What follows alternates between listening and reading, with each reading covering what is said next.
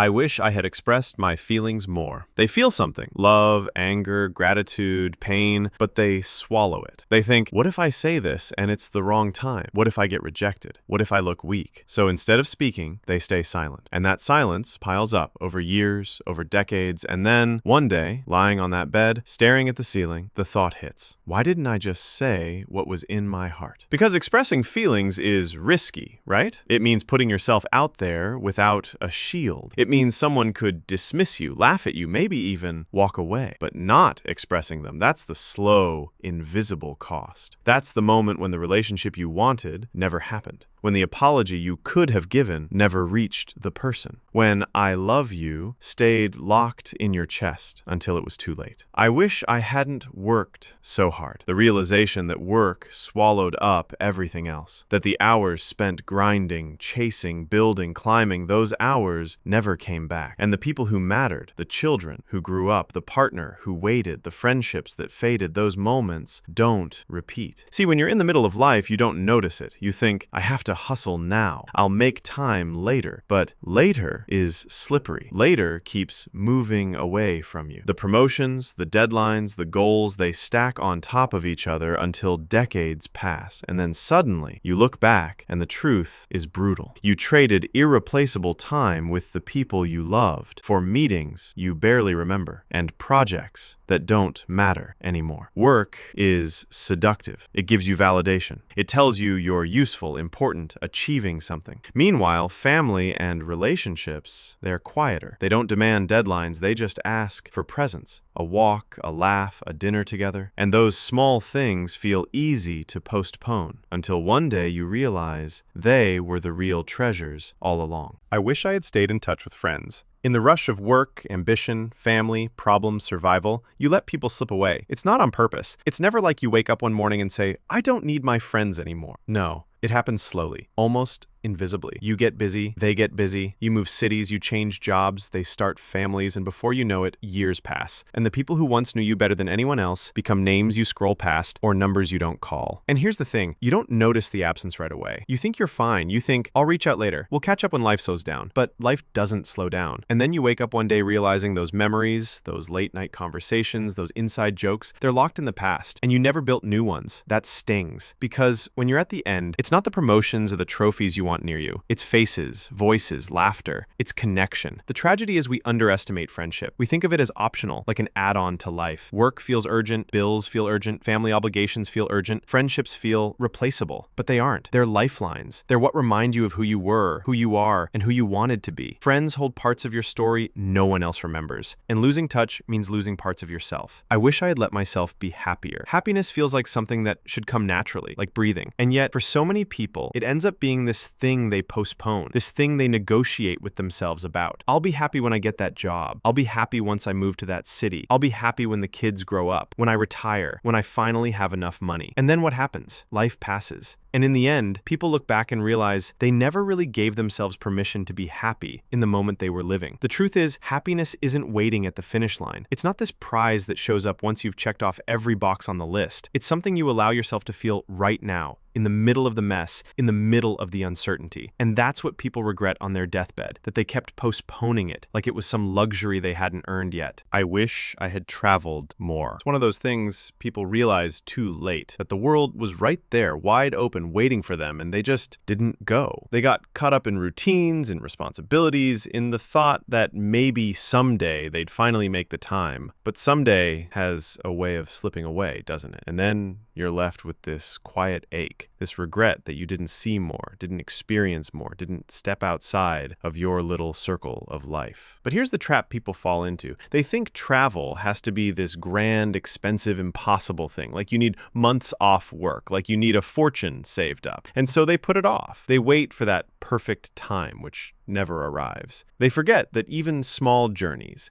visiting a town an hour away, taking a train ride to a city you've never seen, can carry that same spark of discovery. They think it has to be all or nothing, and in waiting for the all, they settle for nothing. I wish I had taken better care of my health. The thing about health is you never really think about it when it's there. When you're young, when your body works, when you can eat what you want, stay up late, push yourself too hard, you don't notice. You feel invincible. But health is the kind of thing you only truly notice when it's gone. And that's why so many people lying there at the end say the same thing. I wish I had taken better care of myself. See, the problem is we trade little pieces of our health for comfort, for habits, for pleasure in the moment. One more drink, one more late night, one more year of not moving, not exercising, not paying attention. It doesn't feel like it costs much, but it's a slow accumulation, and over time, the debt comes due. Your body keeps the score, and when it finally breaks down, you realize there are no shortcuts, no do-overs. You can't buy back vitality. The fact that someone is relying to the regret of realizing that so much of it was avoidable, that you knew deep down that sleep mattered, that food mattered, that your mind and body were connected, but you ignored the signs because life was busy or fun or stressful. You thought you'd deal with it later, but later always comes. I wish I had loved more deeply. When people reach the end, when the noise of life dies down, it's not the money or the cars or the titles they think about. It's not the deals they made or the deadlines they hit. What comes back, what stirs in them, are the moments of love. And the biggest regret? It's not that they didn't love at all. It's that they didn't love fully. They held back. They stayed guarded. They chose safety over depth. Because most of us go through life protecting ourselves. We're careful with our hearts. We're afraid of getting hurt, of looking foolish,